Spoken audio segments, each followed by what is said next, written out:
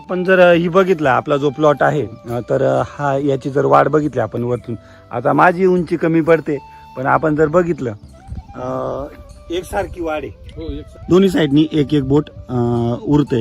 म्हणजे तुमचा हात उघडा पडतोय मक्याच्या जे पान आहे खाली ते आपल्याला रुंद दिसतंय. तरी साधारणपणे किती इंच त्याची रुंदी असेल समजा 5 ते 6 इंच. आणि लांबे बघा इथून आता सुरुवात होईल समजा, इथं तुमचा हात लावा खाली, इथं या खाली, हा म्हणजे इथपर्यंत 1 मीटर होतो. इतकं पान आपलं जे आहे म्हणजे माझ्या मते 1 ते 1.5 फूट जास्त हे लांबी पानाची, बरोबर. आपण बाबांना एक विचारू, त्यांचा एक अनुभव. बाबा नमस्कार.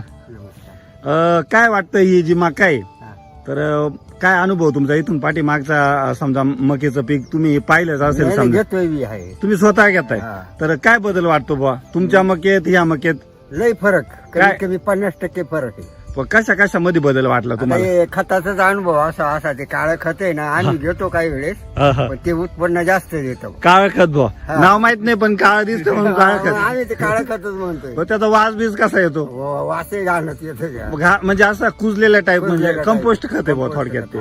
आणि ते खत टाकल्यावर काय बदल दिसतात बुवा मक्यामध्ये? या खतामध्ये या खतामध्ये बदल लई आहे. आणि उत्पन्नाच्या बाबतीत जे आपण कणस म्हणतो, दाणे म्हणतो, त्याच्यामध्ये काय बदल? नाही, याला आवरेज जास्त आहे, कारण मी स्वतः वापरलेले ना, हा हा हा यांच्याकडून खत नेतो ना, हा पीक जास्तच निघतं. बर.